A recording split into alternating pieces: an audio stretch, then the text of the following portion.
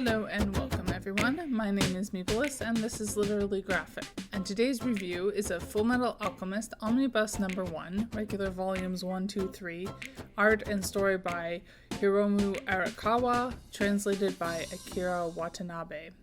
A long time coming, this is a reread of a series that I initially read a long time ago in late high school and early college. This series was originally published in Japanese by Enix from 2001 to 2003, then Square Enix from 2003 to 2010.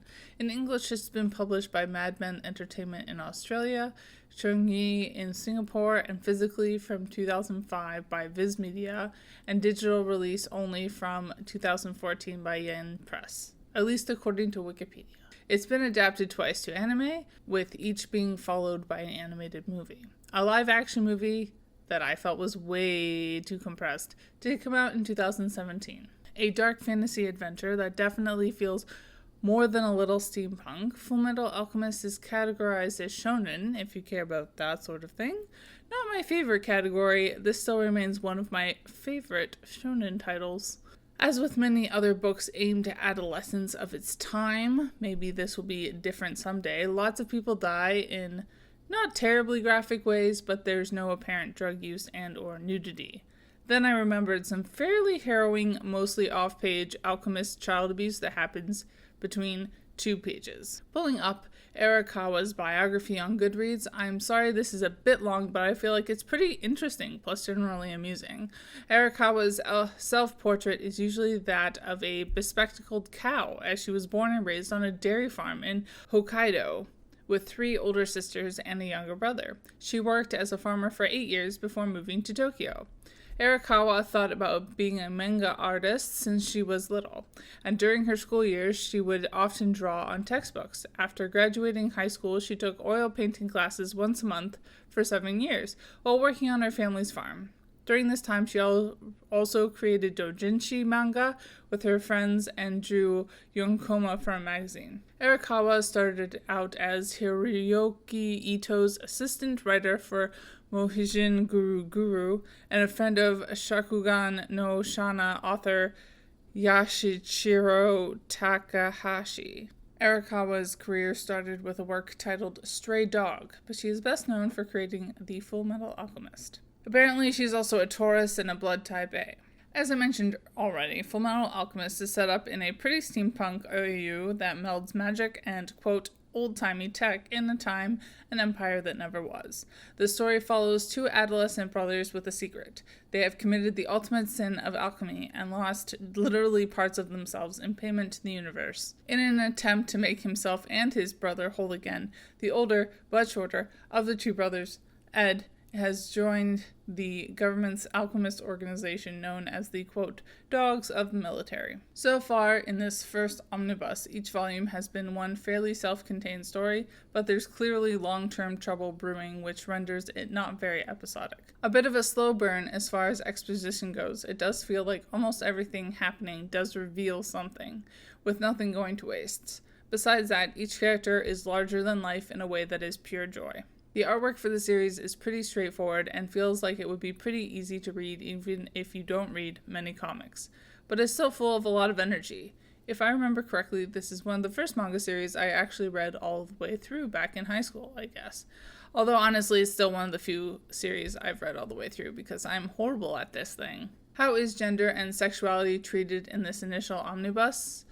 Okay, I guess. A big thing that I hadn't really picked up consciously my first time through is family. Ed and Al's journeys are intimately tied to their loss of biological family and their dependence on chosen family.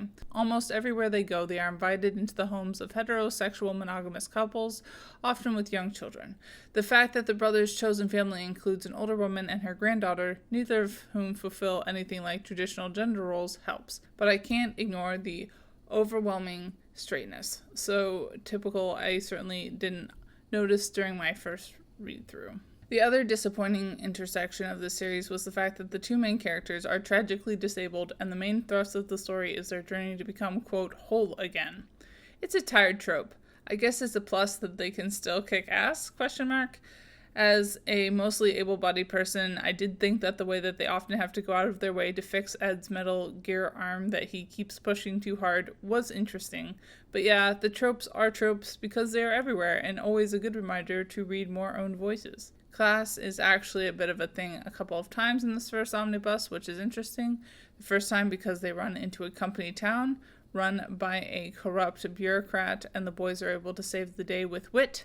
And then when Ed can use his government connections to help a woman with literally one skill, previously thought unemployable, a job to pay for her mother's hospital bills. Das Kapital it is not, but it's so rare for me to run into mainstream fiction where people honestly don't seem to have enough money for things, even if they're supposed to be, quote, poor.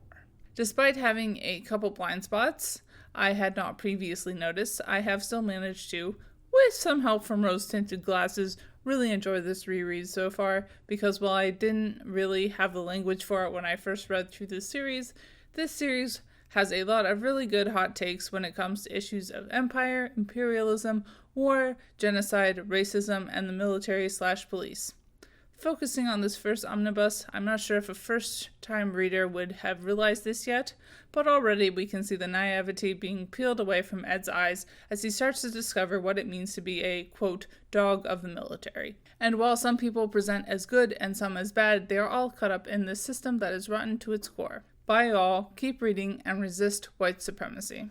And as always, Literally Graphic is recorded on the traditional territory of the Mississaugas of the Credit First Nation and Anishinaabe people, the Haudenosaunee Confederacy, and the Huron-Wendat Nation. I live here because of British colonization, Indigenous genocide, and more geographically specific, Treaty 13, also known as the Toronto Purchase, which was finalized in 1805 between representatives of the Crown and certain Mississauga peoples. This treaty was a lie and has since been broken many times over. Saying so reflects only my own small steps towards knowing the truth and does nothing for reconciliation.